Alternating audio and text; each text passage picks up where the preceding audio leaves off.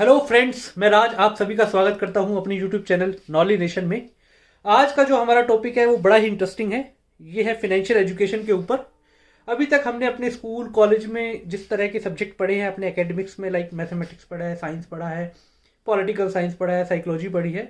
But financial education का role जो रहा है हमारे एजुकेशन सिस्टम में बड़ा नॉमिनल सा रहा है।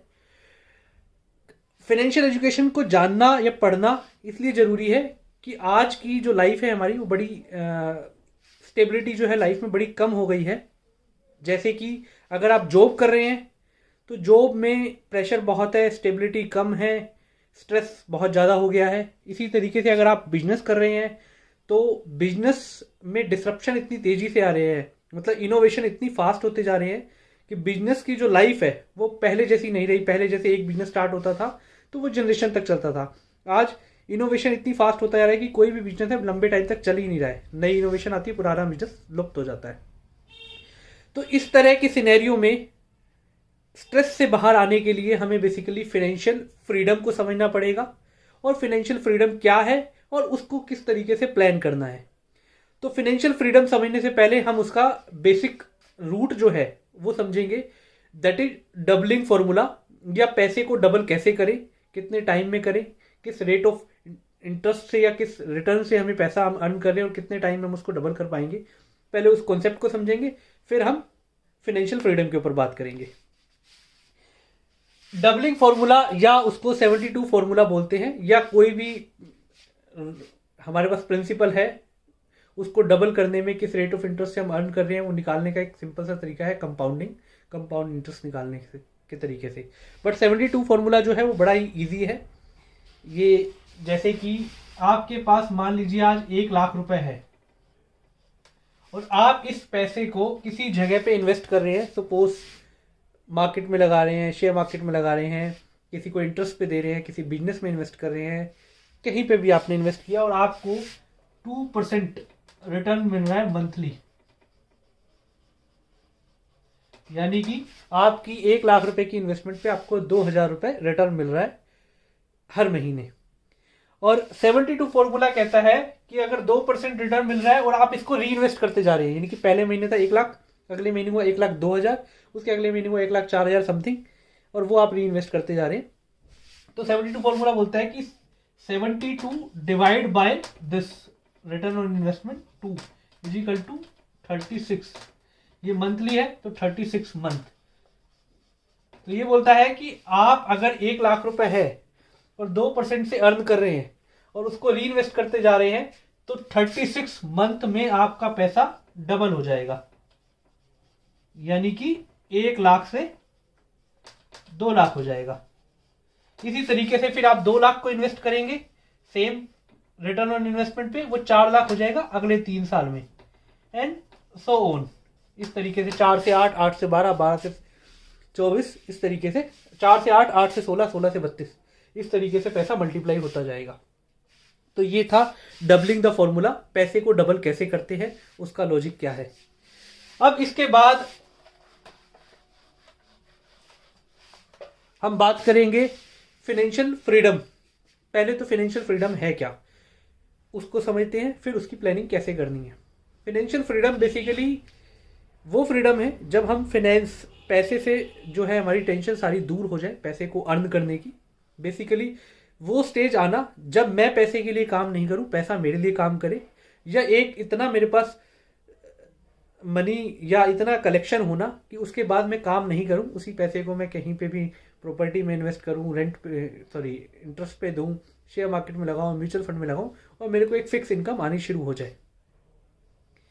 तो वो है फाइनेंशियल, वो स्टेट है फाइनेंशियल फ्रीडम। जिस टाइम पे मुझे फाइनेंशियल साइड से मैं बिल्कुल फ्री हो गया, मुझे कोई टेंशन नहीं है अर्न करने के लिए। तो आज हम एग्जांपल लेते हैं कि मैं, अगर मेरी एज जो है वो 20 ईयर्स है और मैं फाइनेंशियली फ्री होना चाहता हूं, 35 ईयर्स में। अब मेरा गोल ये है कि मैं 250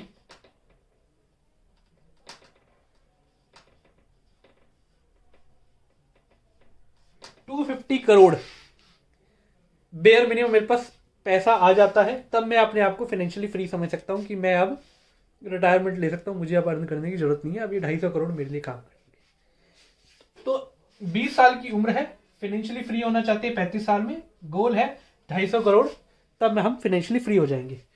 तो हम एग्जाम्पल लेते हैं, जैसे कि मेरे पास 1 लाख रुपए है, अगेन मैं बिजनेस स्टार्ट कर रहा हूँ, कोई भी बिजनेस हो सकता है, मैं रिटेल के अंदर जाऊँ, मैं होलसेल के अंदर जाऊँ, मैं सर्विस इंडस्ट्री में जाऊँ, या मैं ब्रोकरेज में जाऊँ, कहीं पे भी जाऊँ, और मेरे पास इन्वेस्टमेंट है 1 लाख रुपए, और मैं ये कहता हूँ कि कोई भी बिजनेस में ऑनेस्टी के साथ करता हूँ और उसमें मैं अपने खर्चे माइनस करके 6% रिटर्न सेव कर सकता हूँ। बहुत बड़ा परसेंटेज नहीं है, क्योंकि अगर आप रिटेल में जाते हैं तो 25 से 30% के मार्जिन होते हैं, होलसेल में जाते हैं बल्क बिलिंग है, बल्क में डील होती है, तो वो 10% के ऊपर काम करते हैं।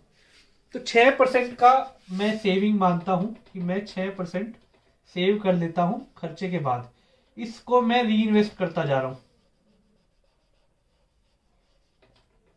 Month on month. 1 लाख रुपए से शुरू किया, 20,000 कमाए, 15,000 14,000 रुपये मेरे खर्चे, 1,06,000 मुझे बच गया, 6,000 रुपये, 1,06,000 लगाया, फिर कुछ कमाया, उसमें 6% जो बनता था वो मेरा बच गया, मैंने फिर री इन्वेस्ट किया। इस तरीके से मैं री इन्वेस्ट करता जा रहा हूँ। तो मेरा 1 लाख से डबल होगा, 72 फॉर्मूले से हम निकालेंगे, 72 divide by 6 is equal to 12, यानी कि 12 महीने में मेरा पैसा 1 लाख से 2 लाख हो जाएगा। ठीक है, अब मेरी उम्र है 20 साल में, 1 लाख रुपए है मेरे पास, ठीक है जी। 21 साल में ये डबल हो गया, अगर मैं 6% सेवन कर रहा हूं। 22 साल में ये 4 लाख हो गया, 23 साल में ये 8 लाख हो गया, 24, 25, 26, 27 साल की उम्र में मेरे पास 1 करोड़ प्लस, यानी कि 1.28 करोड़ रुपीस हो जाएंगे। इसी तरीके से 30 साल की उम्र में, 30 ईयर्स में, जो मेरी यही 1 लाख से जो मैंने बिजनेस स्टार्ट किया है, ये 10.24 करोड़ हो जाएंगे। 31, 32, 33, 34, 35 की एज में मेरे पास 327 करोड़ रुपए हो जाएंगे। यानी कि मैं 1 लाख से बिजनेस स्टार्ट करूंगा, 6% का सेविंग मुझे अपने बिजनेस से निकालनी है और उस सेविंग को री इन्वेस्ट करते जाना है। 15 साल के अंदर वही 1 लाख रुपए मेरा 327 करोड़ रुपए बन जाएगा, जो कि मेरा टारगेट था कि मुझे 250 करोड़ पे जाके फाइनेंशियली फ्रीडम, मतलब फाइनेंशियली फ्री हो जाना है। तो ये बहुत रॉकेट साइंस नहीं है, नॉर्मल सा फाइनेंशियल लिटरेसी, फाइनेंशियल अंडरस्टैंडिंग है, फाइनेंशियल किस तरीके से काम करते हैं। ये हमारे एजुकेशन सिस्टम में इतना डेप्थ में कहीं नहीं है, या इतना इस तरीके से कहीं समझा